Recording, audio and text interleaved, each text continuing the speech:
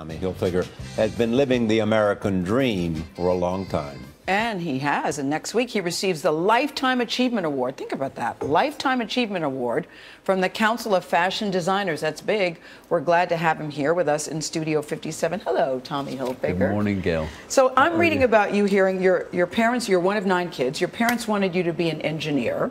You wanted to play football in high school. That surprised me, by the way. Did you always love clothes?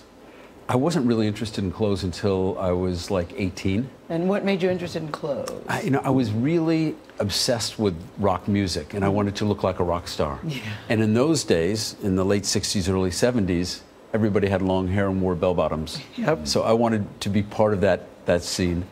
And you couldn't find bell-bottoms in Elmira, New York, so I decided to open a shop with a couple of friends, high school friends.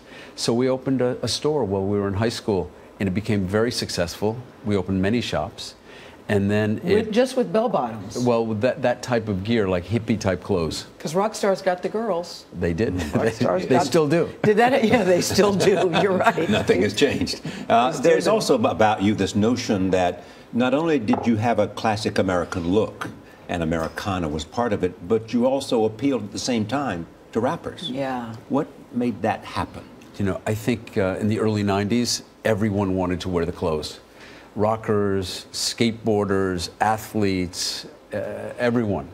And it really morphed into a global lifestyle brand, really with classic American cool as the handle. So it was preppy, classic, but it was always cool and always a little bit irreverent. And when we took it outside of the United States, it really caught on.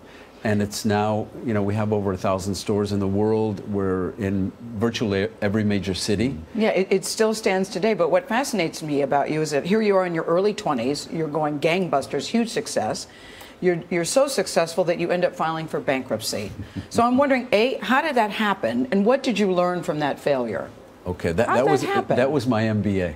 Yeah, okay. I never went to college because while I was in high school, I opened my first store. Right. And it began growing into a very substantial business. But as a young 20-year-old, I wasn't really paying attention to the business part of the business. What were you doing? Partying at Studio 54, going to rock concerts, taking vacations, really not focusing on the business. Yeah. And it taught me a tremendous lesson. From that moment on, I decided I was not only going to be a creative person in the business, but also a business person in the business and blend the two together.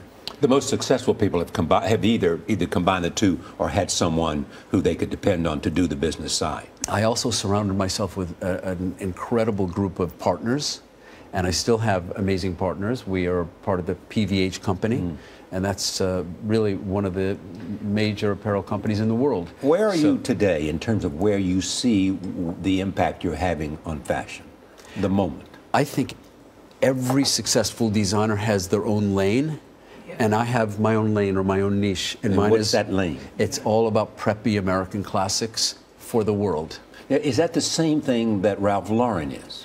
Ralph is more aristocratic, more grown up and sophisticated, and I think more British heritage in a sense, where we're really, really very American. British from the Bronx. Yeah, well, look, he's genius. He's done a great job. And so have you. I mean, listen, you're getting the Lifetime Achievement Award. What did that mean to you when you heard that? Because I'm thinking, you're not an old guy. What does that mean, Lifetime Achievement to you? Well, I thought maybe someday that would be in the cards, but I thought I'd have to be maybe in my 70s or much older. It's an honor, and I'm humbled by it. But at the same time, I have a lot more to do, and I love what I do, so I keep moving ahead. We keep working. What do you most want to do? Just do whatever we're doing now better, always evolving, always improving it, and really focusing on expanding in the emerging markets, China, Russia, India, Brazil. And those are great growth areas for us for all of the products. Because I've heard you say, Tommy, trends set trends, but you can't stay stuck in a trend because that leads to big trouble. But whatever you're doing is working. Thank you, Gail. Continued success. Thank you, Tommy. And stripes are still in. Thank you. Tommy can pull it off. Thank you, Tommy.